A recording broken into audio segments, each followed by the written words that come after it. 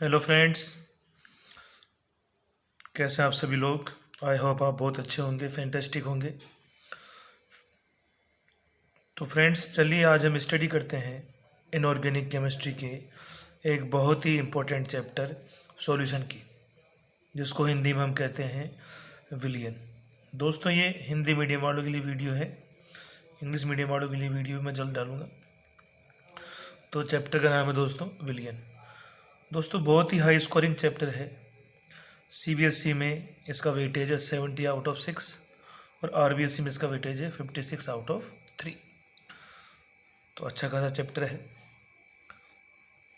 दोस्तों। विलियन किसे कहते हैं, सबसे पहले इसकी परिभाषा क्या है। तो विलियन की परिभाषा क्या होगी दोस्तों, मैं दो या दो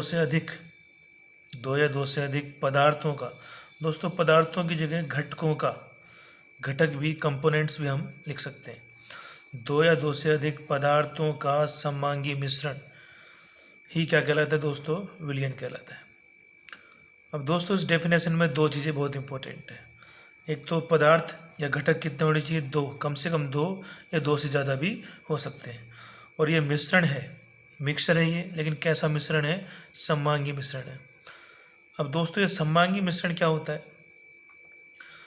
दोस्तों, समांगी मिश्रण ऐसा मिश्रण होता है जिसका संगठन, ऐसा मिश्रण जिसका संगठन और गुणधर्म पूर्णतः क्या हो, समान हो।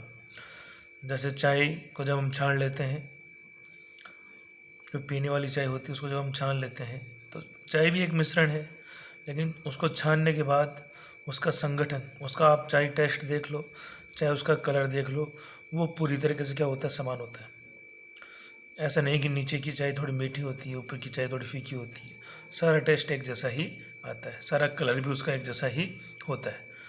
तो ऐसा मिश्रण जिसका संगठन और गुणधर्म पूर्णतः क्या हो, समान हो, उसे ही अपन क्या कहते हैं, उसे ही हम कहते हैं क्या है, समांगी मिश्रण। अब दोस्तों हम बात करें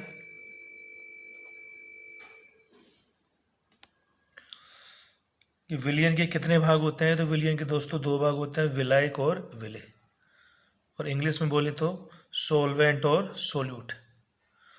दोस्तों दो भाग होते हैं किसी भी विलियन के, दो भाग होते हैं, सोलवेंट और सोल्यूट। अब विलायक क्या होता है, तो विलायक उस भाग को कहते हैं कि वो घटक साधारणतः, तो यहाँ मैंने एक शब्द लगा दिया साधारणतः, तो साधारणतः वह घटक जिसकी मात्रा क्या हो, सर्वाधिक हो, उसे हम विलायक कहते हैं। सबसे ज़्यादा, जितने भी मान लो 5 घटक है, तो पांचों घटकों में सबसे ज़्यादा मात्रा जिसकी होगी, सर्वाधिक, उसे हम विलायक कहेंगे। और विलेय जिसकी मात्रा कम होगी।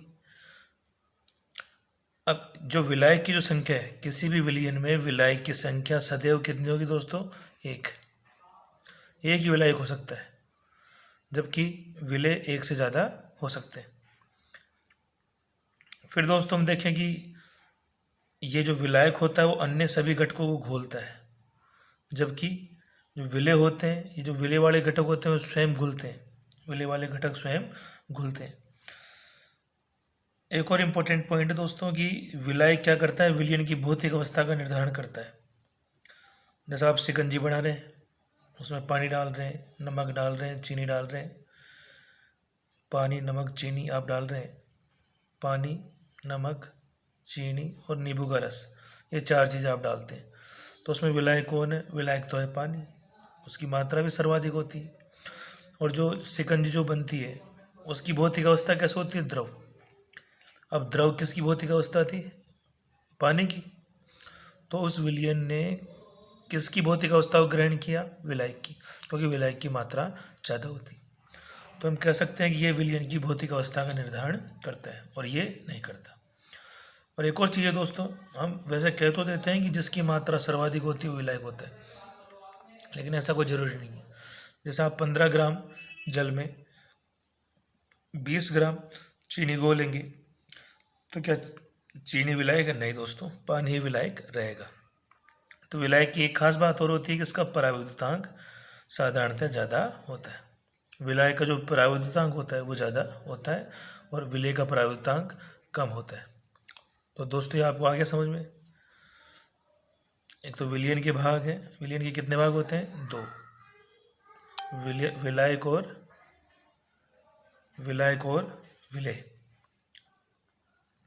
विलायक जिसकी मात्रा सर्वाधिक होती है, विलेय जिनकी मात्रा कम होती है। इसकी संख्या 1 होती है, इनकी संख्या 1 से अधिक होती है। ये अन्य घटकों को घोलता है, ये घटक स्वयं घुलते हैं। ये विलयन की भौतिक अवस्था का निर्धारण करता है, ये नहीं करता। इसका पराविद्युतांक साधारणतः अन्य घटकों से अधिक होता है, इसका पराविद्युतांक साधारणतः कम होता है। लेकिन एक हम ध्यान रखें कि जो जल होता है दोस्तों, जल का पराविद्युतांक सर्वाधिक लगभग 80 होता है और इसे सार्वत्रिक विलायक यानी यूनिवर्सल डोनर कहा जाता है। हमारी कोशिका में विलायक कौन है? जल। अधिकतर चीज़ों में विलायक कौन रहता है? जल ही रहता है। तो जल विलायक सार्वत्रिक विलायक, तो जल को सार्वत्रिक विलायक क्यों कहते हैं? क्योंकि इसका पराविद्युतांक सर्वाधिक होता है, यह लगभग सभी चीज़ों को घोल लेता है। तो दोस्तों यहाँ तक कोई ज़्यादा टफ बात है नहीं है। अब हम बात करेंगे दोस्तों विलयन के प्रकार की। तो विलयन के प्रकार, लेकिन प्रकार का आधार क्या है ये हमको देखना जरूरी है। तो ये जो पहला जो टाइप है विलयन के प्रकार का, वो बेसिस है घटकों की संख्या के आधार पर। तो घटकों की संख्या के आधार पर दोस्तों मुख्यतः 3 भागों में बांटा जाता है विलयनों को। सबसे पहला है द्विअंगी विलयन, फिर है त्रिअंगी, दूसरा है त्रिअंगी विलयन, तीसरा है बहुअंगी विलयन। दोस्तों नाम से स्पष्ट है, द्वि मतलब 2, अंग मतलब घटक। द्विअंगी मतलब जिसमें, इसको इंग्लिश में बोलेंगे बाइनरी सॉल्यूशन। द्विअंगी मतलब जिसमें 2 घटक हो। ऐसा विलयन जिसमें कितने घटक उपस्थित हो? 2। ऐसा विलयन जिसमें कितने घटक उपस्थित हो? 3, उसको त्रिअंगी। और बहुअंगी बहुत सारे घटक। ऐसा विलयन जिसमें क्या हो? बहुत सारे घटक उपस्थित हो। अगर 2 ही घटक है दोस्तों, तो एक तो क्या होगा? विलायक होगा, एक विलेय होगा। 3 घटक है तो मैंने आपको बताया कि विलायक एक ही हो सकता है। 3 घटक हो तो विलायक 1 होगा, विलेय 2 होंगे। और बहुअंगी है तो बहुत सारे घटक होंगे जिनमें से एक विलायक होगा, अन्य सब क्या होंगे? विलेय होंगे। सिंपल है दोस्तों। अपने कोर्स में, ये मैंने स्टार मार्क किया है, अपने कोर्स में किस प्रकार के विलयन है अधिक? वो है द्विअंगी विलयन, यानी अपने ज़्यादा कॉम्प्लिकेट नहीं है, यही।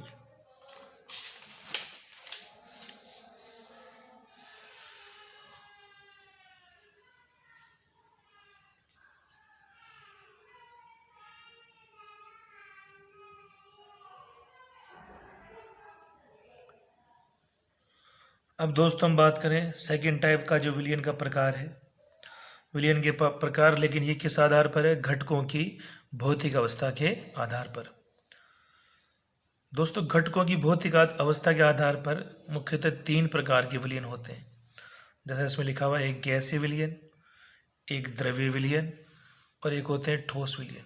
कितने प्रकार के होते हैं दोस्तों? 3 प्रकार के होते हैं, क्योंकि भौतिक अवस्था मुख्यतः 3 प्रकार की होती है। एक तो द्रव, एक तो गैस, एक द्रव और एक ठोस।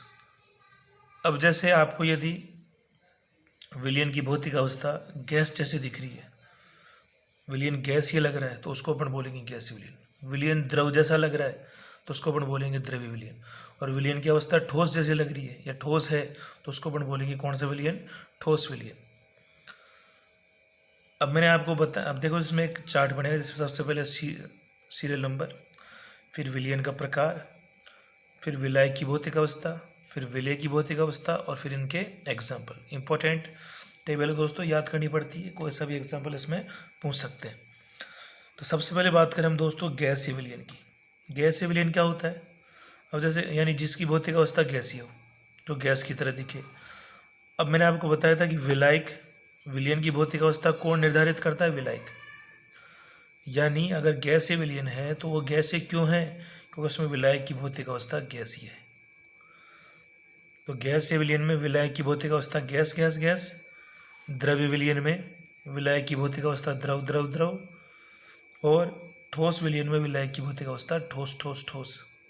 यानी अगर गैसीय विलयन है तो विलायक की भौतिक अवस्था गैस होगी, द्रव्य में द्रव होगी और ठोस में ठोस होगी। अब विलायक में विलय कैसे है? देखो 3 टाइप के हो सकते हैं, गैस में गैस, या गैस में हो द्रव, या गैस में हो ठोस। ध्यान रखना मित्रों, मात्रा किसकी ज़्यादा है? गैस की, विलायक की, गैस की। इसलिए गैस में गैस, क्योंकि विलायक में विलय गुणा होता है। तो गैस में गैस घुली हुई है, गैस में द्रव है, गैस में ठोस है। तो अब बात करें अपन गैस में गैस विलयन की। विलायक गैस है, विलय भी गैस है, तो इसका सबसे बढ़िया एग्जाम्पल है हवा, एयर। क्योंकि मित्रों एयर बहुत अच्छा एग्जाम्पल है। एयर बहुत सारे गैसों का मिश्रण है। और एक और एग्जाम्पल हो सकता है O2+N2। ज़्यादा गैसें भी हो सकती है दोस्तों। फिर हम बात करें गैस में द्रव की, तो गैस में द्रव की बहुत अच्छा एग्जाम्पल है दोस्तों वायु में नमी। बरसात के दिनों में वायु में नमी हो जाती है, जिसे उमस कहा जाता है। तो हवा में वाटर ड्रॉप्स उपस्थित होती हैं, इसलिए वातावरण बहुत भारी हो जाता है। और एक और इसका अच्छा एग्जाम्पल है क्लोरोफॉर्म की वाष्प किस गैस में, N2 गैस में। तो ये भी एक इम्पोर्टेंट एग्जाम्पल है। फिर हम बात करें दोस्तों गैस में ठोस का बहुत अच्छा एग्जाम्पल है नाइट्रोजन गैस में कपूर। नाइट्रोजन गैस में कपूर घुल जाता है। फिर वायु में कपूर के छोटे छोटे कण घुल जाते हैं। फिर वायु में I2 की वाष्प, देखो आयोडीन ठोस होता है, नीले कलर का होता है, और उसको जब गर्म करते हैं तो उसका ऊर्ध्वपातन हो जाता है। क्या हो जाता है मित्रों, ऊर्ध्वपातन हो जाता है, और वाष्प वायु में एक तरीके से घुल जाती है और विलयन का निर्माण कर लेती है। और किसी भी आप ठोस पदार्थ का यदि ऊर्ध्वपातन कर रहे हैं तो इसका एग्जाम्पल बन जाएगा, तो वायु में I2 की वाष्प। दोस्तों आप जानते हैं ऊर्ध्वपातन किसे कहते हैं, जब किसी ठोस को गर्म करने पर वो सीधे, वैसे जनरली ठोस से द्रव बनता है, द्रव से गैस बनता है, लेकिन सीधे ठोस से वाष्प बन जाता है तो उसको अपन ऊर्ध्वपातन कहते हैं। तो किसी भी ठोस का आप वायु में ऊर्ध्वपातन करेंगे तो जो विलयन बनेगा उस प्रकार का बनेगा। फिर बात करें मित्रों हम द्रव्य विलयन की। द्रव्य विलयन भी में जो विलाय की भौतिक अवस्था होगी, द्रव द्रव द्रव होगी, और विलय क्या हो सकता है, गैस हो सकता है, द्रव हो सकता है, ठोस हो सकता है। तो मित्रों द्रव में गैस, द्रव की मात्रा ज़्यादा उसमें थोड़ी बहुत गैस है। इसके बहुत सारे एग्जाम्पल है। जल में घुली O2, जो जलीय जीव होते हैं वो उसी ऑक्सीजन को ग्रहण करते हैं। जल में जो घुलनशील O2 होती है उसी को ग्रहण करते हैं। फिर बात करते हैं अमोनीकृत जल, यानी जल में कौन सी गैस घुली हुई है, अमोनिया। फिर बात करें सोडा वाटर में कौन सी गैस होती है, CO2 गैस होती है। फिर बात करें अपन द्रव की बहुत सारे एग्जाम्पल होते हैं, जैसे इथेनॉल प्लस वाटर, जिसको हम पैक मारना बोलते हैं। दारू पीने वाले लोग ये खूब बनाते रहते हैं इस विलयन को। वो पानी में क्या डालते हैं, इथेनॉल डालते हैं, इथेनॉल में पानी डालते हैं, बात एक ही है। फिर बात करें क्लोरोफॉर्म, ये ClCl3 का फॉर्मूला है दोस्तों, क्लोरोफॉर्म का बहुत इंपॉर्टेंट फॉर्मूला है, बहुत काम भी आएगा। और CCl4 ये भी लिक्विड होता है, कार्बन टेट्रा क्लोराइड, दोनों को आप यहाँ याद रखें। बेंजीन प्लस टोलुइन, ये भी इसका एक एग्जाम्पल है। बहुत सारे एग्जाम्पल इसके हो सकते हैं। फिर बात करें द्रव में ठोस का, द्रव में थोड़ा बहुत ठोस गुड़ा हुआ है, तो द्रव में ठोस के हमने बहुत सारे एग्जाम्पल देखते हैं। पानी में आप नमक डाल दो तो इसका एग्जाम्पल है, पानी में ग्लूकोज डाल दो, जल में पानी में यूरिया डाल दो। हमारा जो बाथरूम होता है, टॉयलेट होता है, हमारे टॉयलेट के में पानी के अंदर यूरिया घुला होता है। फिर बात करें अपन मित्रों तीसरे और इम्पोर्टेंट विलयन की, ठोस विलयन की। तो ठोस विलयन में विलायक ठोस होगा, और विलय गैस द्रव और ठोस होंगे। तो इसमें सबसे पहला एग्जाम्पल है ठोस में गैस का, तो पैलेडियम जो धातु होती है, पीडी क्या है मित्रों, पैलेडियम जो धातु होती है, इसमें P बड़ा आएगा, D छोटा आएगा। पैलेडियम जो धातु होती है उसमें H2 गैस, वो H2 गैस को अधिशोषित कर लेती है। पैलेडियम धातु H2 गैस को अधिशोषित कर लेती है और विलयन जो बनाती है, तो इस प्रकार का विलयन होता है। इंपॉर्टेंट एग्जाम्पल दोस्तों। फिर बात करें खनिज तत्वों में घुली हुई गैस भी इसी का एग्जाम्पल है मित्रों। फिर ठोस में द्रव, इसका बहुत अच्छा एग्जाम्पल है सोडियम ठोस होता है, और सोडियम में आप थोड़ा सा मरकरी घोल दो, मरकरी लिक्विड होता है। और जब कोई भी पदार्थ या तो मरकरी में घुल जाए, किसी धातु में मरकरी घोल, कोई धातु को यदि मरकरी के साथ मिलाया जाता है, सीधी सी बात आपको तो बताऊं, किसी धातु को यदि मरकरी के साथ मिलाया जाता है उसको अमलगम कहते हैं। तो सोडियम में पारे का अमलगम, यानी सोडियम धातु में पारा घुला हुआ है, तो सोडियम धातु में पारे का अमलगम इसका एग्जाम्पल है। और दोस्तों हाइड्रेटेड जो नमक होता है, जल योजित जो नमक होता है, वो भी इसी का एग्जाम्पल है। आप नमक को यदि बाहर खुले में धूप में रख देंगे तो हम देखेंगे कि वो गर्मी वो सर्दियों सॉरी बरसात के मौसम में बाहर नमक को रख दो तो हम देखेंगे वो नमी को क्या कर लेता है, अवशोषित कर लेता है और गीला गीला हो जाता है। तो वो किसका एग्जाम्पल है? जलविद्युत नमक, यानी वहाँ पे विलायक ठोस है, नमक है, और द्रव जल उसके अंदर क्या है, एक विलय के रूप में है। तो अच्छा एग्जाम्पल है दोस्तों। फिर हम बात करें दोस्तों ठोस ठोस विलयन की, यानी वो भी ठोस हो, विलायक भी ठोस हो, विलय भी ठोस हो। तो दोस्तों इसका एग्जाम्पल है मिश्र धातुएं। जितने भी मिश्र धातु है सब इसका एग्जाम्पल है, और वो है कॉपर प्लस जिंक, एक मिश्र धातु है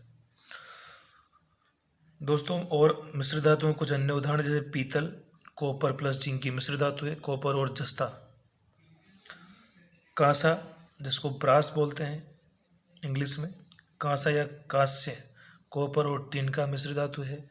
और जर्मन सिल्वर इंपॉर्टेंट है दोस्तों, तीनों इंपॉर्टेंट है वैसे तो, कॉपर निकेल और जिंक का मिश्र धातु है। तो मिश्र धातु भी एक प्रकार के विलयन होते हैं। तो दोस्तों एक बार दोबारा हम देख लें, विलयन के घटकों के आधार पर, घटकों की भौतिक अवस्था के आधार पर कितने प्रकार के होते हैं? गैसीय विलयन, द्रव्य विलयन और ठोस विलयन। मित्रों आप इसको याद करें, एग्जाम्पल्स को भी याद करें।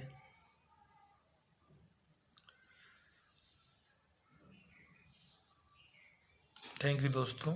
आगे क्लास में अगली क्लास में बताऊंगा।